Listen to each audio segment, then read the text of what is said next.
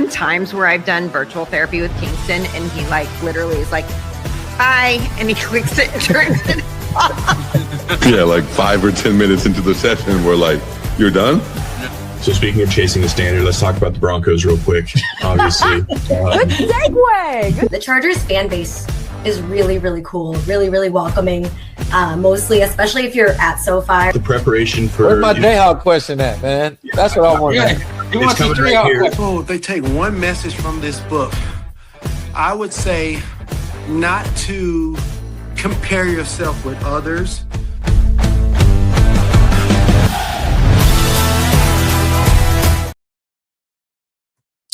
What's going on, everybody? Welcome to West War Room Rivals. I am your host, Cody. I've got my comrades. We got the Shovik brothers on the opposite side, Ethan down below. We are representing the AFC West. Gentlemen, how's it going tonight?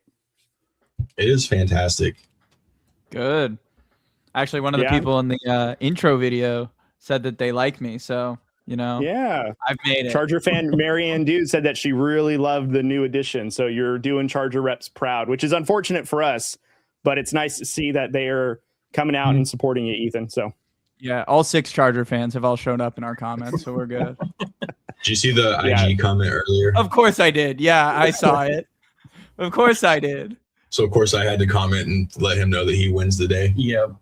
Yeah, that was really good. Although, credit to Ethan, he's come up with a lot of great ideas. He did have a really funny one with fans, and then he just had a commenter that came in and really just had a really great comment. But you guys, I want to credit to you guys, have put out some really funny videos, and Austin and I went back and forth on a couple of social media posts this weekend. So it's been an interesting week for the War Room, to say the least.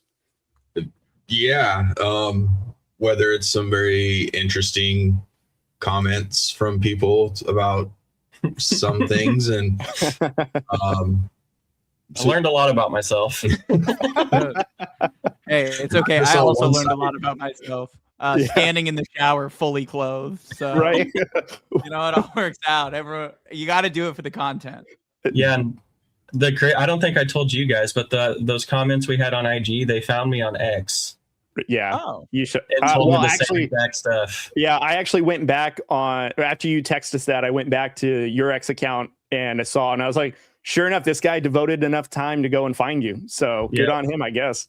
Really wanting to get the point across of letting me know who I am. Right. It's always nice to have fans, you know?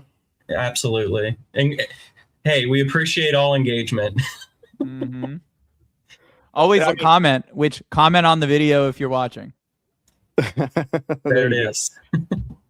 Before we get started, you guys, we do want to give a couple of shout outs to some sponsors. First off, JBW Solutions LLC, right above here. We are recording out of the JBW Solutions studio. So shout out to Jeff and the crew. And as I say, shout out to Jeff, I also want to give a huge shout out to Matt, who is obviously doing his thing over there in the Navy. We do want to give a shout out and a congratulations to Aiden, who did complete, I want to say it was school. I think he finished first grade, if I'm not mistaken. We'd have to confirm on the grade because he might be above average. So we'll see on that. But shout out to Aiden and Angel, who are holding it down here at home while Matt is doing his thing for the Navy. So shout out to him. Definitely smart. Aiden's definitely smarter than Matt.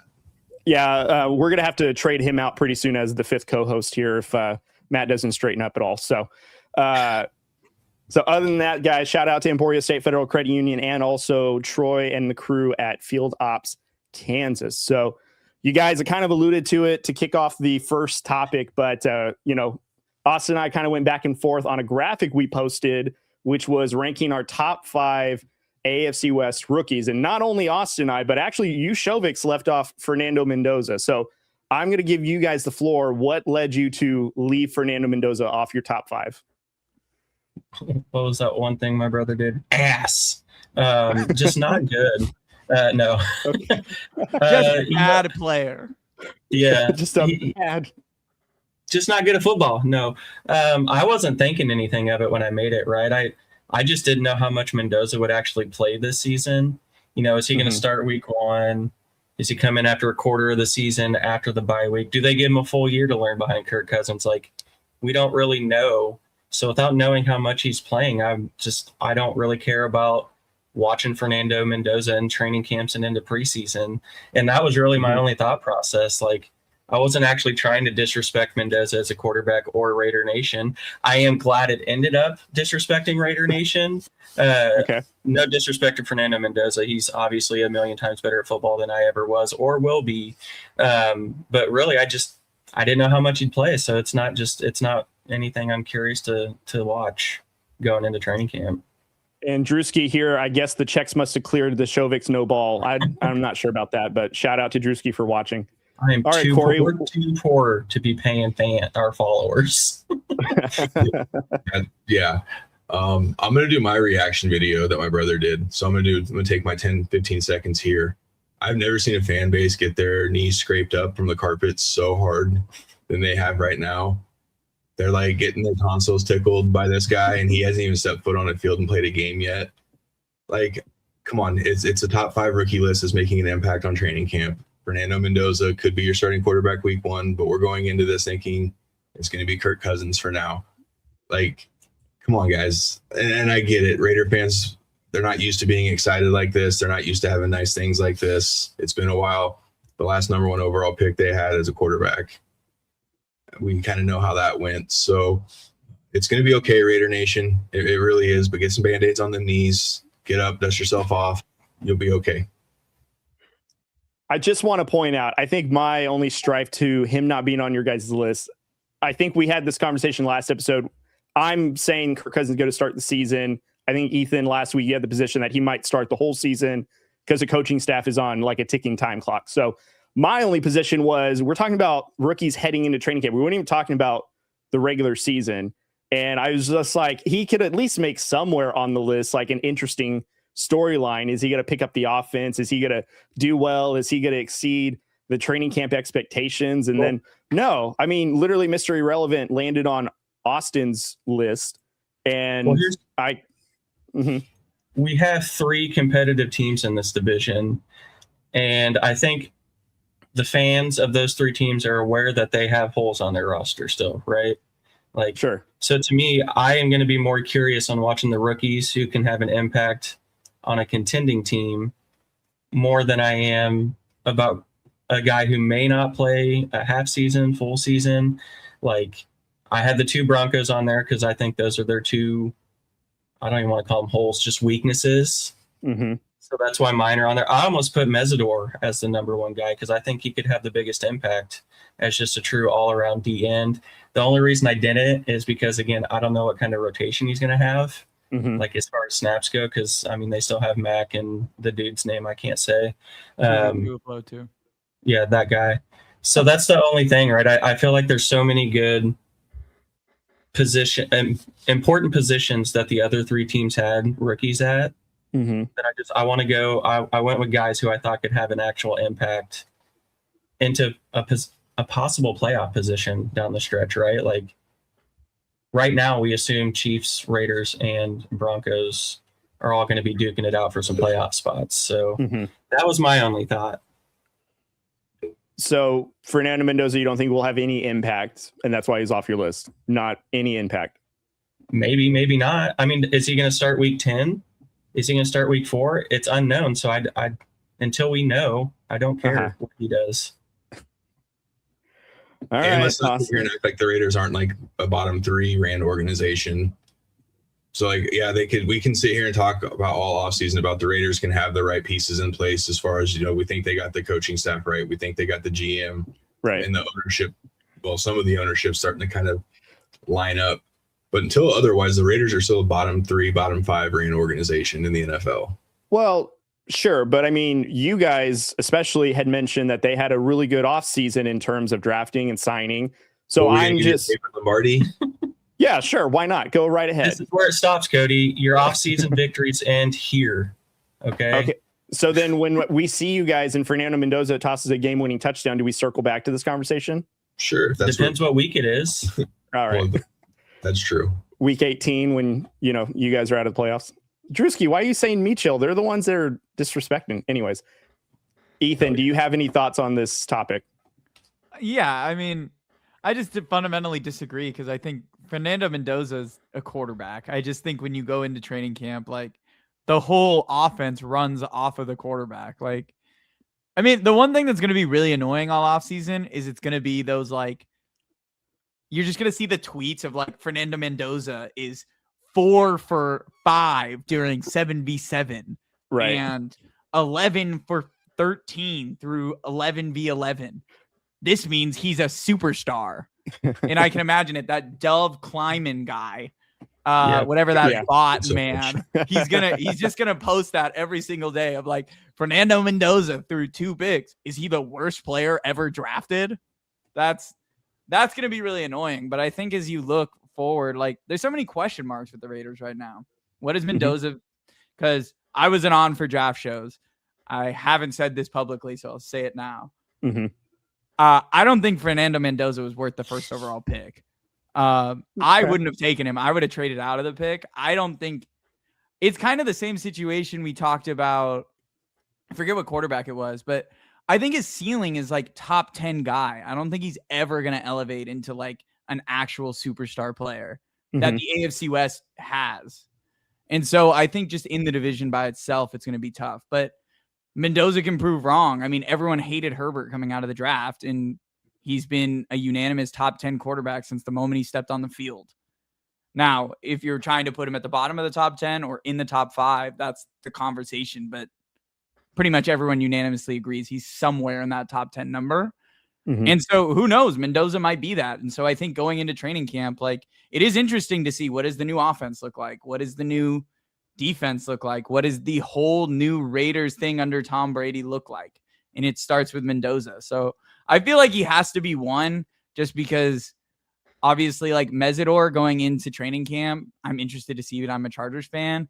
It's just like when you watch training camp clips on Twitter, it's not going to be like all that interesting of him just like pushing the, I forget the name, the sled. That's still what I watch, though. It's almost like you want to give him a petty number 1. Yeah. I mean, to a certain extent, I do, because that's who the highlights are. Sob story. Like, that's not what this is. Like, I get it, but that's just not how I'm wired with, like, we operate top down, and I think everything you said after Mendoza, like, I think it starts at the top. I'm curious to see how the new people they brought in at the top, and then I'm curious to see the new coaching staff.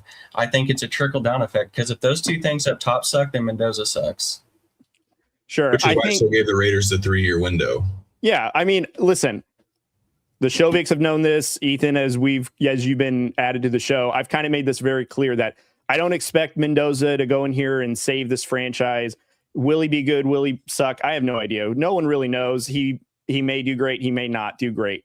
I think a lot of what I'm talking about is the way that Mendoza will succeed will be the coaching staff. Like Kubiak, yes, is a very good coach. Okay, but to this, go ahead. What's his record as a head coach? What's Kubiak done as running an organization and running a full ship? We know he can coach the offense. Sure. Brian Daboll was a pretty good offensive coordinator and an ass head coach. Daniel Hackett, Josh McDaniels, you guys know well about him. So Josh McDaniels, another good OC, terrible head coach. Shane Steichen, okay, offense coordinator, terrible head coach.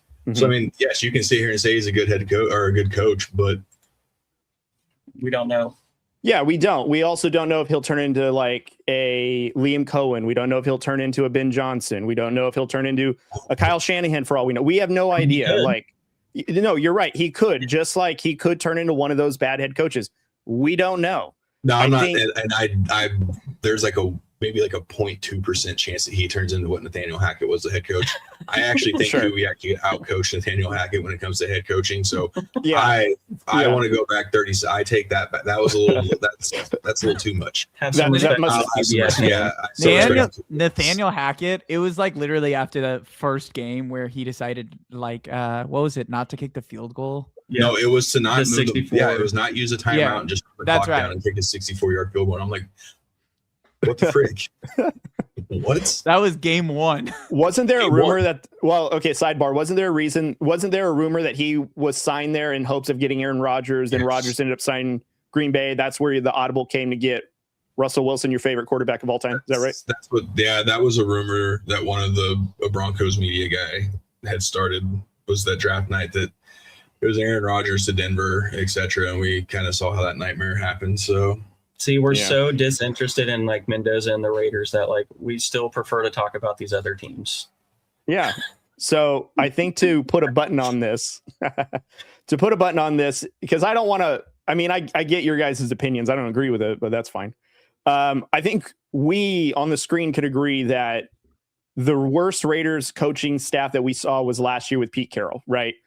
And with Clint Kubiak and who they brought in, the bar is low enough for them that they could just like do well enough to where they're not having offensive linemen that don't know their assignments on Sunday, right? Like, I feel like this coaching staff is smart enough to at least get that part right to where we're not going to look like what we looked like on the Sunday. Does that mean that it's going to translate to like 10 wins? No, but I mean, will we look like a competitive football team compared to last year? I think so. Also, no. Okay. The Raider way. The Raider way looks like. Yeah, the Raider way is to somehow be worse than you were the year before. Right. So I got to see that change. It's going to be wild when they fire Clint Kubiak after 1 year. God, I hope not, man, because I don't want to pay for a sixth coach. Because their list of people they're paying is just insane. So, Ethan, I gave a funny a fact at the end of this past season, which is the Raiders have been paying coaches longer to not coach than have had a coach hired on the staff. And it's like John Gruden, they're still paying his, I think, 6 years on his 10-year deal. Josh McDaniel, they're like on year 3 of 5 or whatever. So the Raiders haven't had a coach that has coached more than 3 seasons since John Gruden in 99 to 2001 before they trade him. So they've been paying coaches longer to not be their coach than have hired a coach that has stayed on. So that's a tough fact to swallow as a Raider fan. That like, and now you can sit here and see why we don't give a shit about your number 1 overall quarterback at all. Sure, the other thing is we need one of those jerseys like the Browns fans for have all their starting quarterbacks of just Raiders head coaches. Yeah, there is one out there. I'll have to find it. There is one out there. It is actually really funny. So, and it's actually, yeah. Oh, donate, dude, if you donate to the War Room today to help us fund Cody's. If you give me that, I will wear it proudly on the show because it is a prize to behold. So you'll be able to wear that one more than your Victory Monday shirt. Oh yeah, God, how many times have you worn that? Like 5 in the last 3 years? One time. One time, and it was when we beat the Chiefs to not only beat them, and also we clinched the number 1 pick. So it was a Victory Monday for sure. Wow, we love those kind of victories. Those were the best victories. We beat a divisional rival, and we get the number 1 pick. Cool. Yeah, especially when they're starting. Who are the Chiefs starting at that point? Gardner Minshew, and then doesn't matter. Doesn't matter. It's on Chris whoever came in because Gardner got hurt. Doesn't matter. AOC also had a victory in Arrowhead. No one wants to talk about that, even though he completed 9 passes. That's another thing I could have went on a tangent about. Like, you guys are excited about Fernando Mendoza. Cool. This is the same fan base that thought AOC was going to be the Lord and Savior. I don't know if it was hold on. Don't group me in with those people. You're so Raiders fan. It was like, oh my God, you're AOC. He's God. And it's just like you're okay. So if you're a Broncos fan, you're within the same fan group that thinks that Bo Nix is a bust. Because there are, I'm sure that's different. I didn't say. Well, how is it different? I didn't group you in with that, right? Like yes, I just said, you're a Raiders fan. You're a Raiders fan. You're part of the same fan base. That doesn't necessarily mean I'm grouping you in with that. Come on now, you know that. Wait, there's Broncos fans who think Nix is a bust. Yeah, just go on. You're the ex-ho here. You should know. I mean, you see it all the time. There's people everywhere. Everyone has different opinions. Kind of like the ones who are talking like on the TikTok live after the Chargers lost, that were just like, we've had it with Herbert. Herbert's done. He's not the guy. I've never seen so many people hate Herbert, even though he was probably the reason they stayed competitive. But also the same thing with like Sean Payton getting them to the playoffs 2 seasons in a row. They're like, fire Sean. He's not the guy. And you know what I mean? So we saw those too. But again, there's fandoms in every corner. And that's why like AOC still has a fan following to like, he's actually the savior of the franchise. So it's been very, very interesting. Yep. And to sum it all up, Mendoza blows. So let's go on. All right. You said position. All right. So let's talk about the AFC West quarterbacks, Austin. So why don't you kick us off with talking about the number 1 position in the division and in all of football. So go ahead and lead us off. All right. So I guess I'll start with the QB1 of the division, Patrick Mahomes. I think we're just going to go off strengths real quick. It's kind of hard for me to know what his strengths will be coming off that injury, because, I mean, his strength is kind of rolling out, extending plays, and doing that. So I don't know. That's going to be a tough one on his strengths. I mean, his arm strength is still good. His accuracy has actually gotten a little worse, especially on deep throws over the last couple years. I don't know if that's more, receivers kind of suck, or, just not getting separation or anything. But I mean, I still think if you're going just his strength, it's leadership. You can knock Mahomes all you want, but he's a good leader in that locker room. So I still feel like Mahomes is kind of a question mark coming into this season, right? You don't really know how he's going to recover style-wise, right? Play style-wise with the leg injury. He can't make some of those, or you'd like to think he won't be able to make some of those, acrobatic type of rolling out throws. So I'm curious to see if we keep him in pocket a little bit more. Do we go under center? What do we do with him? But strengths, leadership, we don't have all the hardware we have over the last decade without his leadership. So definitely that for strength with Mahomes. I wish Rashid Rice got that conversation with Mahomes about leadership and all that good stuff, but I don't even know if that's leadership. Like, some people are just immature, right? Like, at some point you have to take accountability for yourself still. And he's lacking that. That's a whole nother conversation. But for the most part, we'll keep it on the field and in the huddle. There's not many other quarterbacks I'd rather have leading the team, especially when it matters the most, than Mahomes. So, Rice could be a whole different thing. But we won't go there. Things that Mahomes must improve on this season. Again, we hear it. A lot of it is RPOs. A lot of this, I think he just has to trust Kenneth Walker this year. Doing a little more R than P. Which I get the last couple of years why he hasn't, right? Chiefs have been statistically one of the worst running teams in football. You bring in a guy like Kenneth Walker, try to trust it a little bit, right? He should be better than Pacheco. Again, we haven't seen him in the Chiefs system, so we don't know what to expect, but I'd like to think that. But I think he's just going to have to trust people around him a little more, especially coming off the leg injury. And early on, don't put the whole team on your back. Save that for when you're feeling good. So I think he's just going to have to just improve. I guess that can fall under decision making. I don't know if you're able to take that out of a guy like that, but hopefully you can.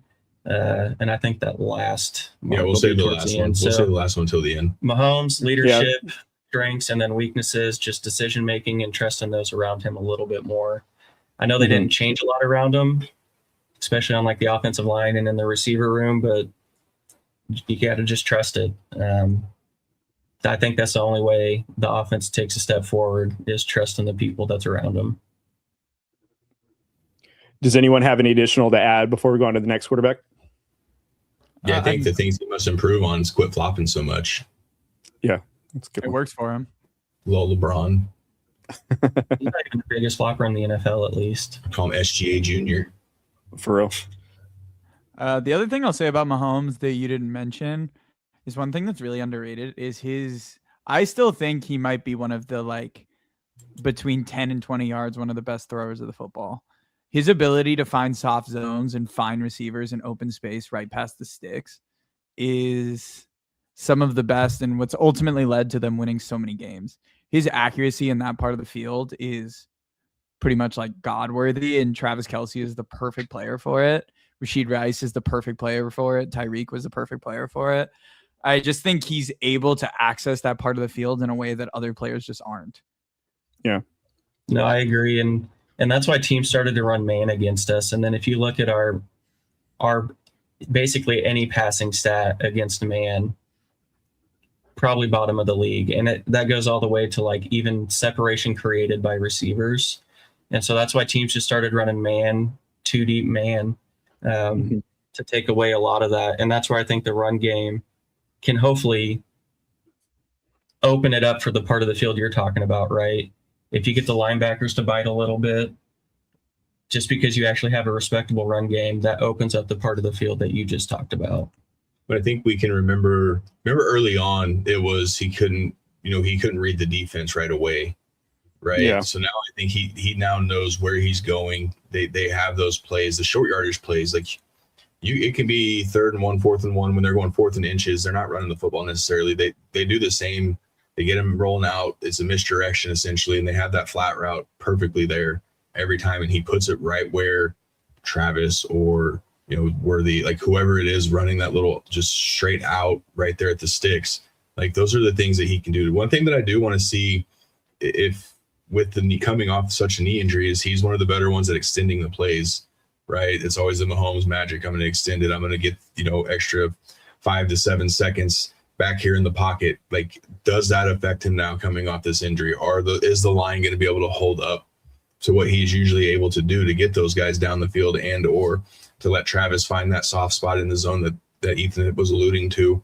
So it's one of those where we don't really know what this is going to look like coming off that kind of an injury. And is he going to learn how to get down right, like at least early on, until he can kind of feel, get a feel for what the game is again, right? So not learning to not take those hits. Well, this could get him to do the one thing he's never really done, and that's use his checkdowns, right? Like now you're going to have Walker, D. McCardo, and Emmett Johnson, Brashard Smith. You saw when he did that the year he had McKinnon, when McKinnon went on that crazy touchdown, that he had somebody he trusted, so he actually checked it down quite a bit. Does this get him to do that a little bit more? I don't know. That's what I'm saying. I think it's a big question. Like pre-injury Mahomes, these would have been very easy things for me to talk about. I just don't know what that's going to look like, especially the first portion of the season. We don't know. He's going to have to kind of redefine himself a little bit, which makes it very difficult. I think this kind of goes back on, you add Eric Bieniemy, you kind of relook at your playbook in terms of what Andy Reid does to kind of protect Mahomes, because last season with Xavier Worthy being injured, you saw Mahomes like basically having to do it all himself. He was almost single-handedly keeping them in games. And then, if I'm not mistaken, last season, even after his injury, he led the team in rushing. You shouldn't have your quarterback leading the team in rushing. I think, Austin, to your credit, you pointed this out several times throughout the season where they don't have a strong running back room. I mean, Kareem Hunt does okay, but you really don't have a guy that you can just hand the ball off to and you're going to get 20 rushes out of him and, he's going to take a load off of Mahomes. He's having to elude, and it doesn't help with the offensive line injuries. So I think this kind of makes this coaching staff really look, and Mahomes has been really good about eluding pressure and sliding when needed, but this is going to be on the coaching staff to have that check down ready to go. Can Kenneth Walker be that 15 to 17, touches every game that gives Mahomes and that offensive line a break to where he can just go in between the tackles? He knew what he needs to do to alleviate that stress, because if the run game is working, you won't see so many of that man anymore, because now they've got to worry about, is the play action coming? Is the run coming over here? Where's the screen game going? Like, it just opens up that offense. And then it plays right into Patrick Mahomes' strengths. But I think the Chiefs themselves, like, they are the ones that need to improve to make Mahomes better. And that starts with, okay, how do we make sure that he doesn't have to use his legs 80% of the time when a play breaks down? Because he shouldn't have to put his playing style on the line to like get 3 extra yards. It should be something else. And maybe with Bieniemy coming back, that offense now will have a different dynamic, because under Nagy, we've all said this, they just didn't look like the same explosive Chiefs that we're used to. Maybe that's a Tyreek Hill thing, but with Bieniemy now, maybe this makes the Chiefs look different. Yeah, I think it's the timing for Nagy couldn't have been good. I don't think it was all him. I think you're spot on. A lot of it is Tyreek. But I think we're all here, and Matt too would agree that you still have to have a resemblance of a run game. It doesn't matter who your quarterback is. Bo Nix, Justin Herbert, Joe Burrow, whoever else you think is, you got to have a run game. something of a run game, and the Chiefs just haven't had that. Some of it's Nagy, some of it's Pacheco. If you ever want to know what it's like for a running back to have no ball carrier vision, just go watch Isaiah Pacheco. Any run, I feel confident that he will display no ball carrier vision. Because every time where the play's designed to go, that's not always where the hole's going to be, right? Sometimes you have to find it and then hit the hole. So not even saying Kenneth Walker is going to come in and have like a Saquon Barkley effect where he runs for 2,000 yards. That's never going to happen under Andy Reid. But if he can make you worry about the run game, that's the minimum he needs to provide. And I think everything we've said about the coaching staff and play calling, I think that can then kind of just fall into place. Yeah.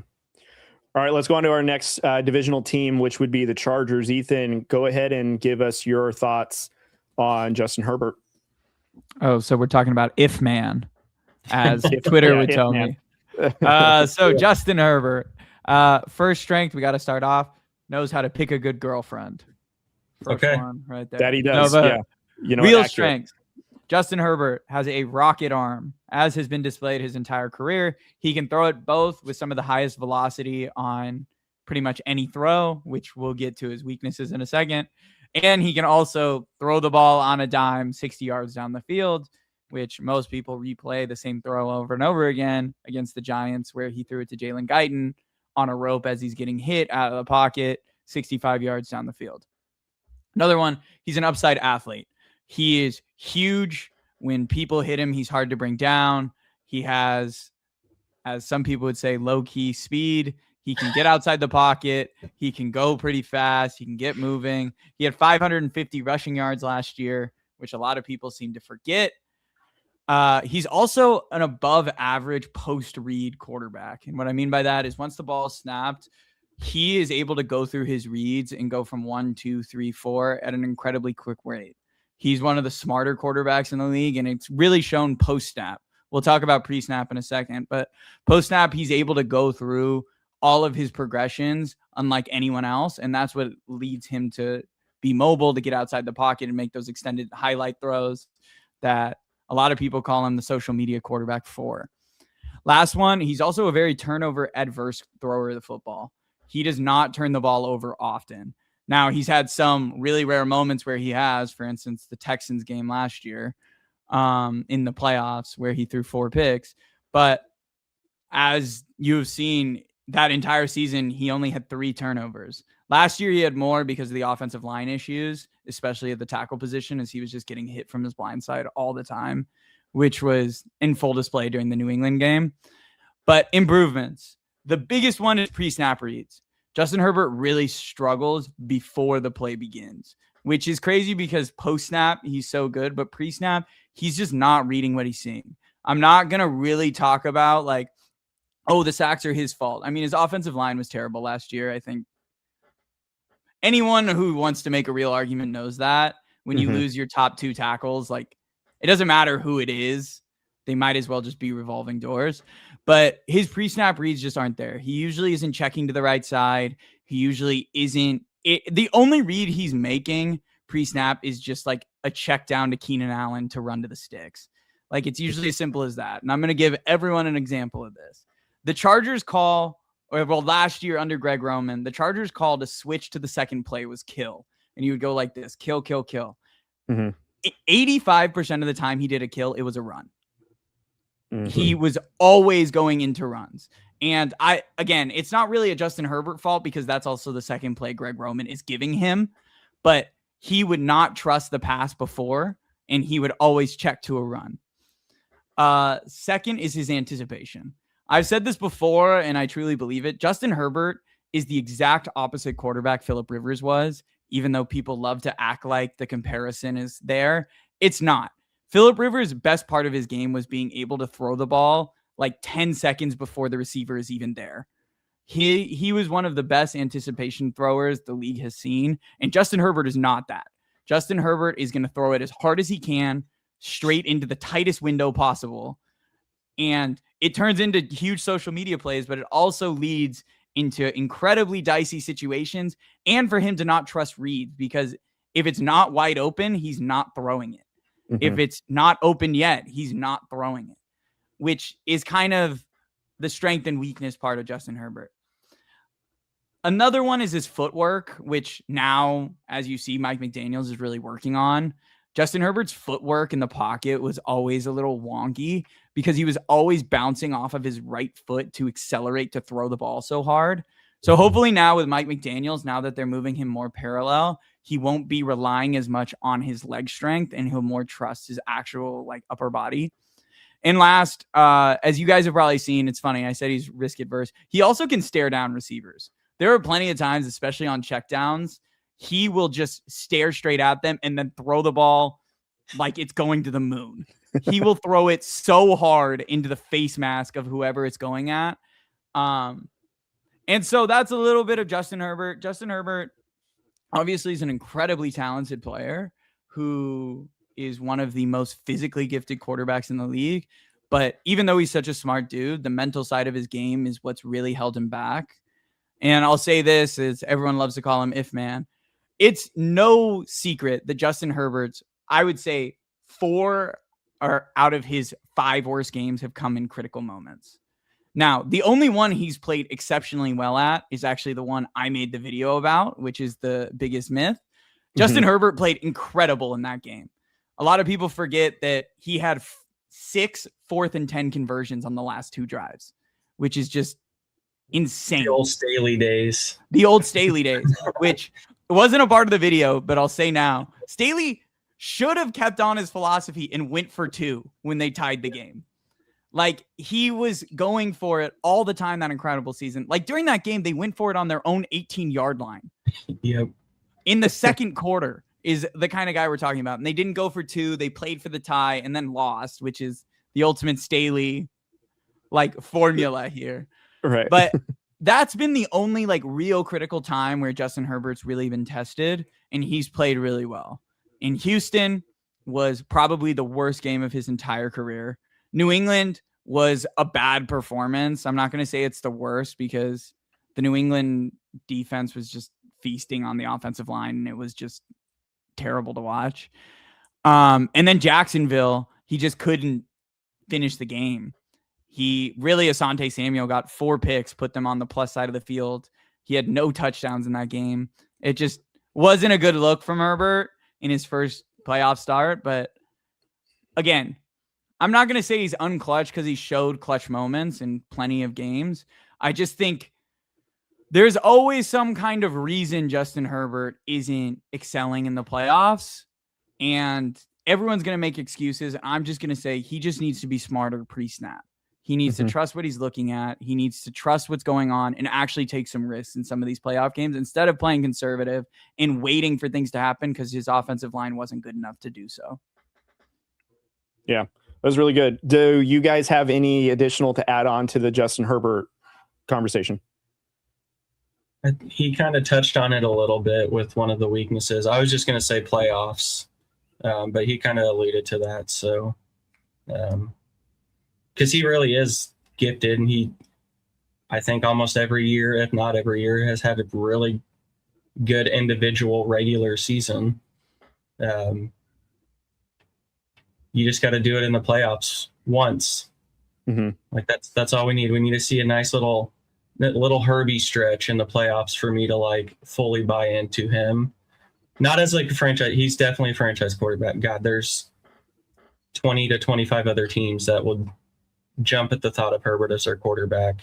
I will make a comment on this because everyone on Twitter loves to clown on Herbert, but they all want to trade for him. Yeah. No, they're for all like sure. JJ McCarthy for Justin Herbert. Let's do it. Right. Yeah. Yeah. The Steelers right now would trade their entire franchise for Justin Herbert today.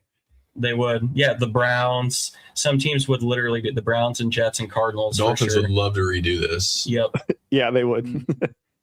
So, but it's just for like my personal buy-in to like put Herbert with like Mahomes, Allen, Burrow, who we've at least seen one stretch in postseason play. That kind of makes you believe. Now, Burrow's going on a little bit of a stretch here without any of that success, so we'll rethink it. But yeah, everything you said about Herbert, pretty damn spot on. he is a really talented dude. Yeah, I think the only thing I'll add is, last season, and this is possibly a Greg Roman thing, where I think this is where a great sign of like coaching does great things and then also hinders you.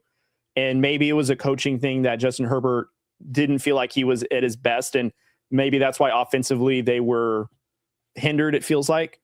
And, and I shared a video with you, Ethan, that you've already seen, which was basically McDaniels is working with the footwork of Herbert to make him more efficient. And Josh Allen, when he came into the league in 2018, very raw talent, and it took him quite a few seasons to get his mechanics right.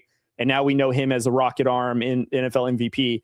And I think, there's never too late for someone like Herbert to like look at the mechanics, see like where they can improve to be the best player that they can be. Because last season, I think if I'm not mistaken, the Chargers started off the season like 3-0, all 3 victories from the division. And it was like, wow, maybe they are a team that is looking to make a big push. And I was like, Justin Herbert's playing well enough to look like an MVP. And then again, injuries, of course, the offensive line, then it just was a roller coaster. So I think if everyone's healthy, I think this will be a very interesting season, and Justin Herbert would be the main benefit of that improved season. So, all right, Corey. Wait, I'll give you one more take before we move on.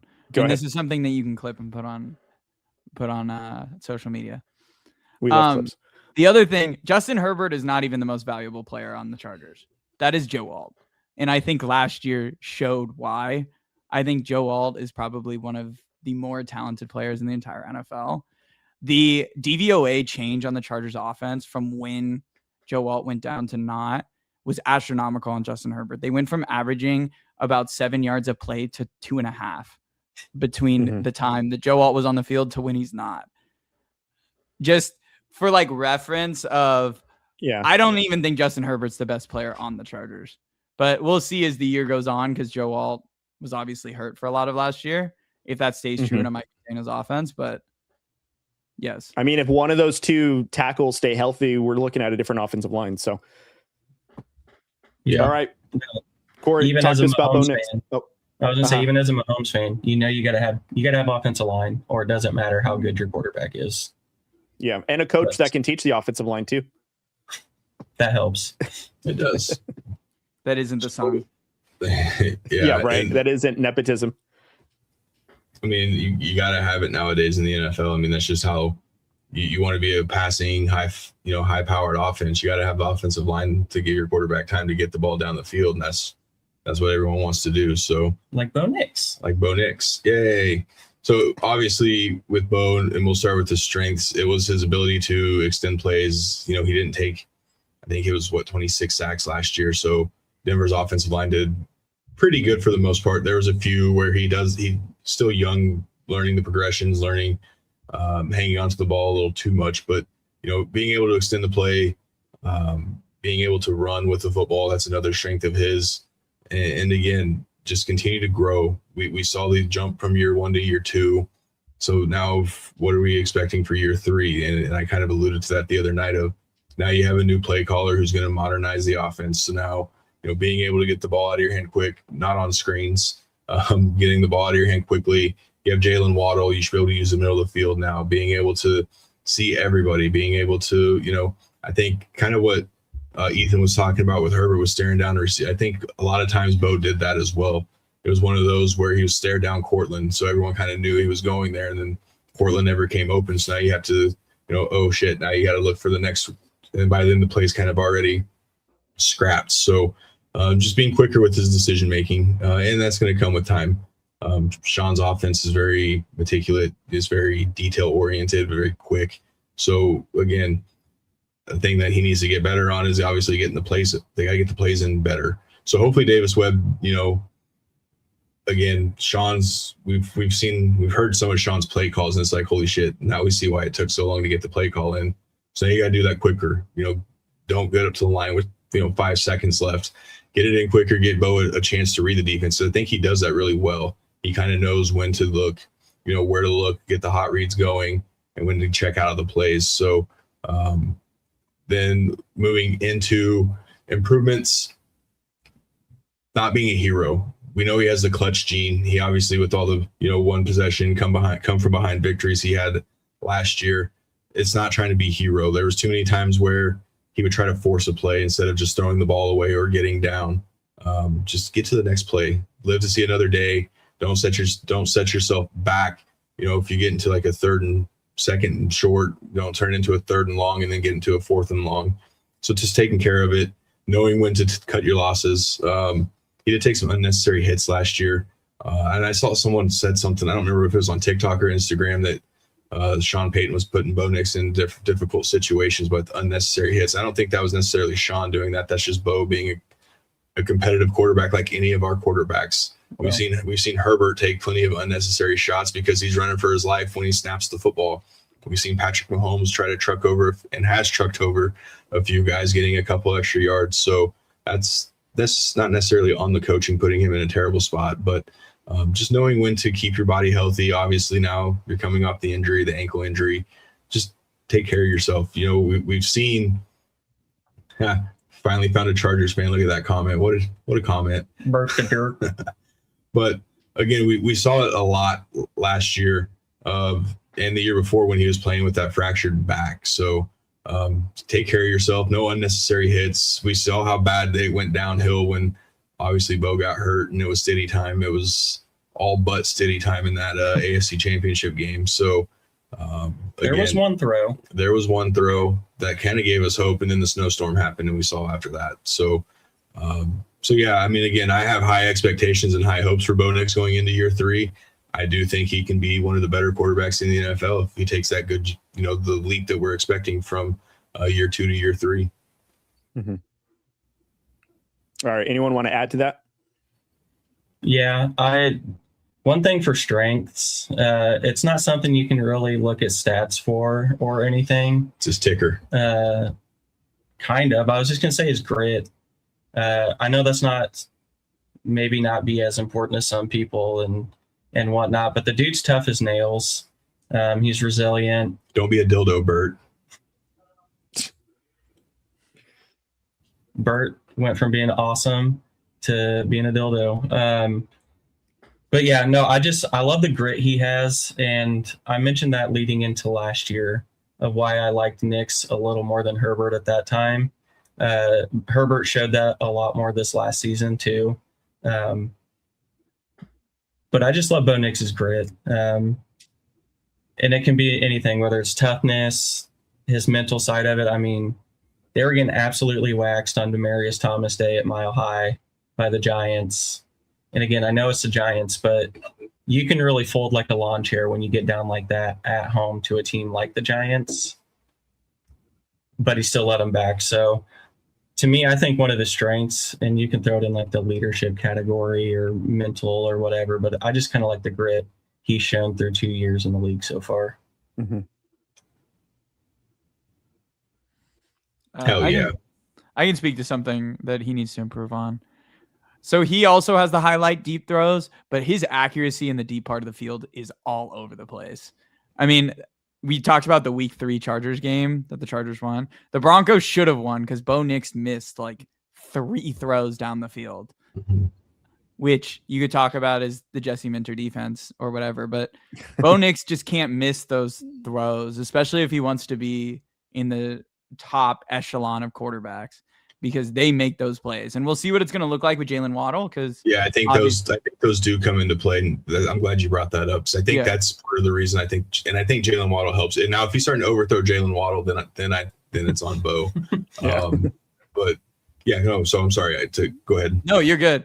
No, I was just going to bring that up just because of that's one of the places of Bo Nix accuracy. It can be really pinpoint or it can be all over the place, especially once you get over those 20-yard throws. Once you start getting into like having to like hit those cover 2 beaters, that's where he's really struggling right now. And I kind of wonder if teams are just going to start to play cover 2 against him and just see if he can beat them. Yeah, and I think that's what I'm gonna love about seeing what Davis Webb can do, because now you have Jalen Waddle, who not only can take care of the middle part of the field, but now you have that. I think that's what's going to unlock Evan Ingram here now too. I think he's going to be your kind of intermediate guy to kind of get right in front of that. So, but we'll see. I mean, I could be wrong, and you could be, onto something as far as, we see it. So we know defensive coordinators see it. So now it's one of those where, hey, he's still young. We can confuse him with some looks. I mean, defense coordinators are getting smarter with how they're disguising everything. I mean, we see Steve Spagnuolo do it all. Like, that's what he's best at, is disguising what he's doing. It's like, it's the same thing, but he shows like 7 or 8 different looks of it. So yeah, again, it's one of those where he's got to be better at it. Yeah. And sometimes you just have your guys too, right? Like, how often do him and Cortland practice those 50-yard bombs, right? He probably is practicing those with like Mims and Franklin. That's who he was overthrowing. I've seen him and Franklin seem to have money bags, but it's no different than Mahomes. Like, he was garbage throwing the ball deep the last couple of years, unless it was Tyquan Thornton. Like, he couldn't hit anyone else at all unless it was Tyquan Thornton down the field.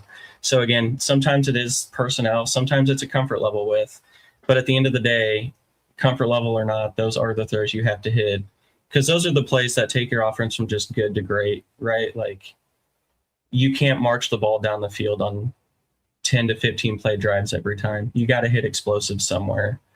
So when you get the opportunity, you have to hit them. And that's kind of where the Chiefs stalled out last year.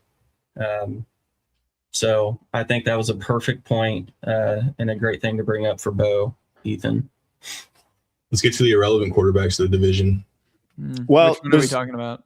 Well, I'm only going to talk about Kirk Cousins because he's the only one that has professional film right now, because I'm not going off of a social media post from Fernando Mendoza, because everyone looks good in shorts. So, but what I will say, and just again, I think one of the things from his time with Atlanta that was interesting was, one is obviously the coaching staff that was on its way out. He was more turnover prone in the last season with Atlanta. I think with the comfort level he has with Kubiak, the 2 seasons that he was with Kubiak as offensive coordinator, he had 35 touchdowns, 33 touchdowns respectively. And again, even though we have a lot of new players coming in, a lot of coaching staffs, I have to still believe that this coaching staff will have this team better prepared than the garbage team that we had last season with Pete Carroll and his son coaching. And unfortunately, our defense, which was on the field a ton, which gave up a ton of points, and it was looking terrible. But Kirk Cousins, as a passer, he does really good with intermediate throws. He's not a great guy like over the top. He's not going to throw an 80-yard bomb and beat the defense. He's going to really have to anticipate throws, is where he kind of makes a lot of his money, so to speak. And as long as the receiving core is able to get open, which again, like Jack Besh is a young receiver, we'll see what he looks like and how this offense that Kubiak dials up. As long as Kirk Cousins has that bailout guy, he should look pretty good. A lot of weaknesses though that Kirk Cousins has, though, is he gives up a ton of sacks. Like, he just sits in the pocket. He's kind of a lame duck. Obviously he's not mobile, but that's one of the tough things about Kirk Cousins, is he's just very stationary. If that offensive line with the Raiders, which on paper looks fine, but in reality, it's not the greatest offensive line at all. In fact, I'd probably say that even though the Chargers and the Chiefs had injuries, the Raiders offensive line is still dead last in the division. It's still the worst, even though Chargers and Chiefs had injuries going on, which is not great because it's similar pieces that are returning. Granted, it's better coaching, but it's still Kirk Cousins is a stationary quarterback, and he's prone to just stand there and take hits. Sure, sometimes he can get the ball out, but he's not a guy that's going to go for the first down marker like what a Mahomes might do, like what a Bo Nix or Justin Herbert.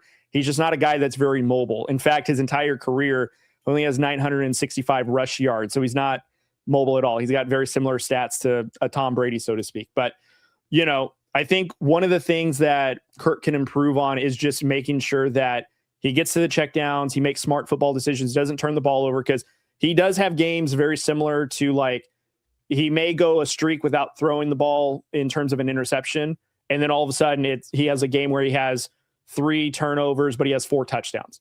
And for Raiders, we can't have games like that. We need a Kirk Cousins that's going to play smart and that's going to be efficient with the football. And the way that Clint Kubiak runs his offense, it's very much like it's a very balanced in the run game. And hopefully with having a tight end like Brock Bowers, that gives a safety blanket to Kirk Cousins that he really hasn't had, other than when he had Kyle Rudolph in Minnesota, they had a pretty good connection. Justin Jefferson and Jordan Addison. And What about Kyle Pitts and Bijan Robinson literally last year? Drake London. Well, then You're they should have done it a little more than you need to right here. But anyways, I think what Kirk Cousins needs to do is he needs to just stay upright and he not turn the ball over. But that's what he needs to do is just hand the ball to Ashton Genty.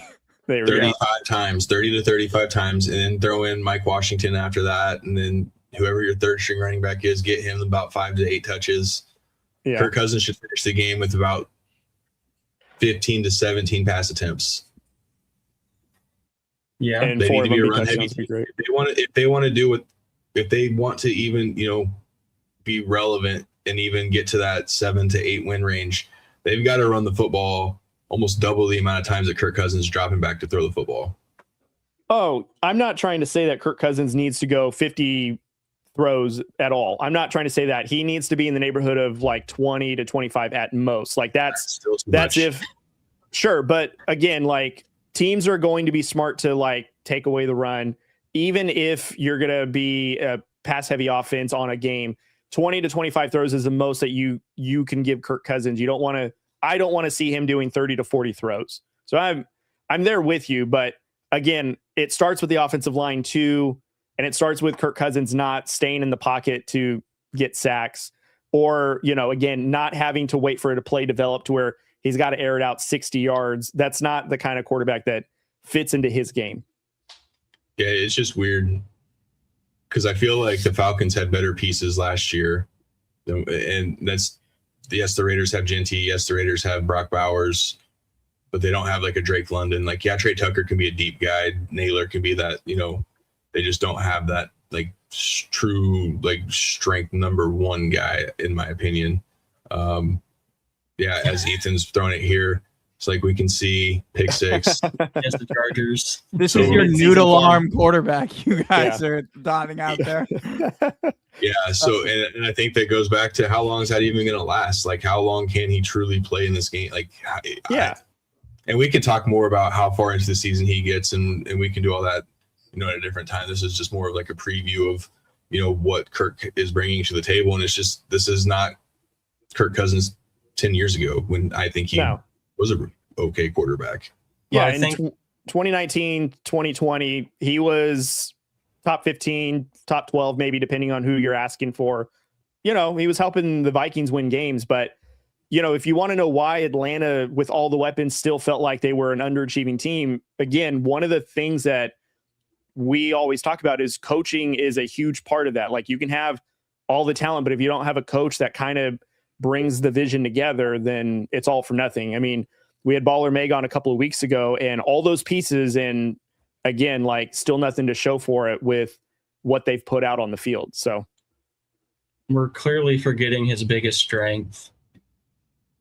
Yeah, it's his agent, obviously. Facts. I mean, that's his biggest strength. Like that might be his only strength anymore. Like, and again, I know this last deal with the Raiders was kind of one of those fake deals like Kels, but bro, the amount of guaranteed contracts he's just continuously gotten over time is outrageous. So that's about as much as I had to talk about any of the Raiders quarterbacks. It's just his strength is his agent. Sweet. All right, let's go to the last question of this, and I'll exclude Kirk Cousins. I don't think he's MVP material. So, oh, really? That's who I was going to say. Were you? Yes. That's great. You should put some money on that. I think it's like 5,000 to 1. I was thinking it would be like a combo award, both Kirk Cousins and Mendoza together. Well, that's only given in the off season because we're winners in the off season, and I'm expecting my paper trophy in the mail, Corey, since you offered it. So with a big turd stain on it. Gross. Was that handmade? Is that what you're? Anywho. All right. Which of those quarterbacks do we think? No. It's more of just, it's a simple yes or no. Does the NFL MVP award go to one of these quarterbacks in our division? It's a simple yes or no. Sorry. You can lead it off then. Yeah. So does the NFL MVP come from one of these quarterbacks in our division this season? Okay. Cody? I say yes. Okay. Ethan? I don't think so. I think it'll end up going to somebody in the NFC. Yeah, I don't think it comes from any of these quarterbacks. Well, okay. I have a little bit more faith in our quarterbacks, but Who are you saying? me? Yeah. I think it'll be either Bo Nix or Justin Herbert. I think one of those two wins it. That's wild. Yeah.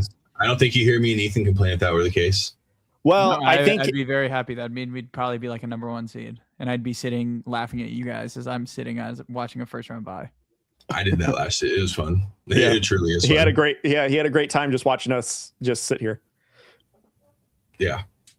So let's dive into what's up with these Charger fan jokes? There's plenty of Charger fans. We're over this. Yeah, I don't know. But I thank you enjoy 'em. again for the comments. So as we dive into League Recon here, again, if you're new here, make sure you hit the subscribe button. If you're on Facebook, like, and on X, repost. Make sure you guys give us a follow here on YouTube, Instagram, X, and TikTok. Ethan's been crushing it. You may see Ethan crying, laughing, doing a whole bunch of different emotions in the last few videos he has been putting out there. So again, make sure you guys are following us on all the social media platforms. And a big thank you to all of those that got us over the 500 subscriber mark. So real quick into the League Recon, the Brandon Aiyuk stuff, that dude's just wild, saying the 49ers are just scared to cut him. Quick thoughts on that, Ethan, go. On Brandon Aiyuk?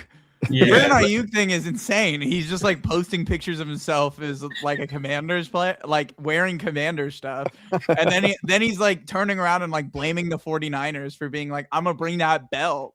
Like he has something to do with this. Like, I don't know. The Brandon Aiyuk stuff, I have no sympathy for because he's done it to himself. Yeah. Like it's completely self-inflicted. He's a millionaire and he's sitting there like complaining that like, oh no, I didn't want to come to work and they're upset about it. Like, why would I feel bad for you? Nope. And then he's like, oh, the 49ers won't get rid of me. And I'm like, yeah, why would they? They lose money getting rid of you because if your dead cap hit is too much. Like, and no team going to trade for you. Exactly. Right. Not with that contract. Do you have any quick thoughts on that? Man, I'm just tired of these receivers, man. As a Chiefs fan, can y'all just get your shit together? Like, please, like. That's a Chiefs fan telling a receiver to get his shit together, huh? He's used to saying it, so he's just going to continue the tradition. Yeah. This receiver can get that same advice. A tradition like no other. Seriously, like Ethan nailed it. You're a millionaire and like you're crying about going to work. All right, dude, cool. I have no sympathy for you. Like you're playing yourself out of another contract. So I hope you're smarter with your money than you are with anything else you've put out into the world. I don't know. It's some of these storylines we get now, and it's not just from receivers. It's ridiculous. And for all the bad ones we talk about, there's good ones we could also talk about. But this Brandon Aiyuk stuff, it's wild because he really was well on his way to being a top 15-ish receiver, top 10 to top 15 receiver. And then they let Debo go. So, like you are going to be the guy. And then he was like, nope, I'm not. I'm going to ruin it all. So again, they can't blame anyone but themselves, whether it's him, whether it's Rice, whether it's Diggs, whether it's any of these other people doing their stuff. Like, just get your act together because we want to see you play football. He's trying to do Antonio Brown stuff, but Antonio Brown actually makes it cool. I was going to say he's giving Antonio vibes, but like Antonio Brown at least put in a heavy production like career before he kind of like fell off the cliff. And now he's just, well, sure. But like ever since like he's kind of been out of the NFL, it's been the wildest transition, but which is okay. Sure. But like when AB was pulling this stuff on the Raiders, I think in 2017, he had a phenomenal career in Pittsburgh prior to that. Brandon Aiyuk, I think, had like 2 decent seasons. And now he's acting like he's Jerry Rice or something. Like, I'll make any football team good. It's like, well, no football team even wants you. Like, I'm surprised the Commanders haven't said, hey, please take our hat off. We have no interest in signing or trading for you. Because, Dan Quinn is not going to want that on the team. And nobody does. And with social media, Brandon Aiyuk is just putting himself in a situation where he's going to be on UFL TVs, not in the NFL. So. Bro, Chiefs even like those criminal receivers, and like they wouldn't even want you at this point. So let's talk about another receiver who I actually do think has a market, and that's Stephon Diggs. So just give me real quick one team that you think could be a good fit for Stephon Diggs. Austin, go.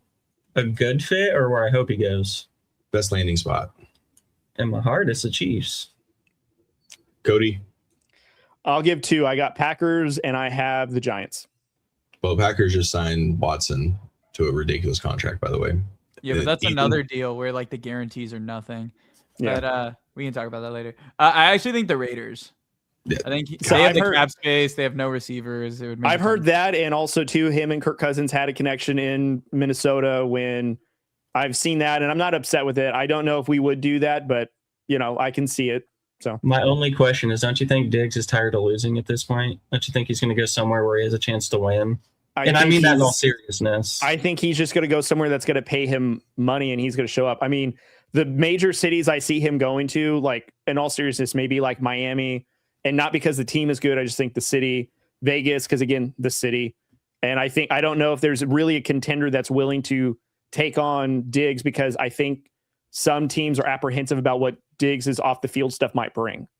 Vegas strip clubs would love to see Stephon Diggs coming. Yes, sir. You know what? No, Kirk Cousins and Fernando Mendoza would have him meet Jesus, and it'd be all right. Yeah, until he No. slaps them both in the face and says, nah. And then this dude's wild.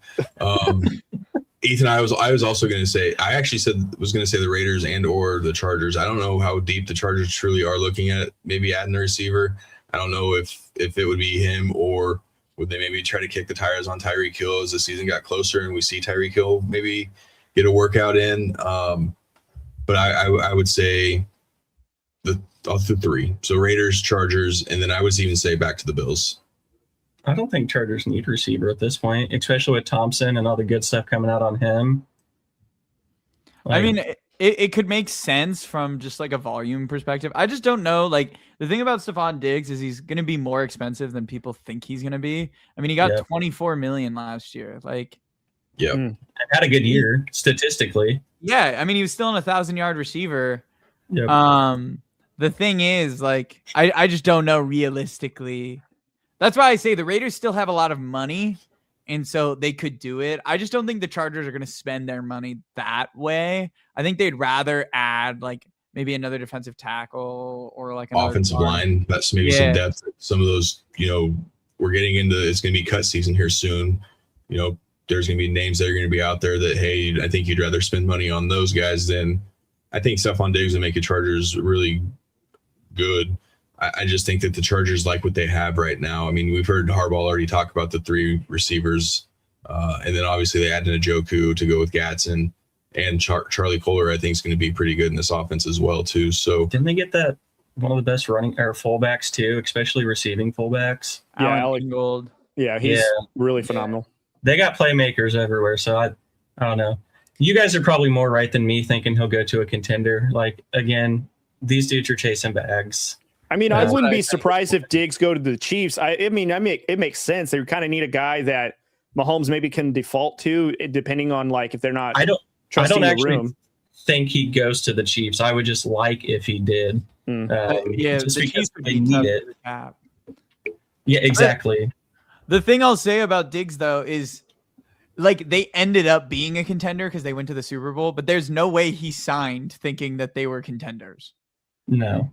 Like, I mean, he signed right at the start of free agency. Like, Patriot fans will tell you otherwise, and we know they're damn lying. He keeps getting so close, though. Like, all the years with Buffalo, losing to Kansas City. That's what I'm saying. If I'm a contender, stay the hell away from my team. Didn't he have that miraculous catch with Minnesota? Yeah, the Minnesota Miracle.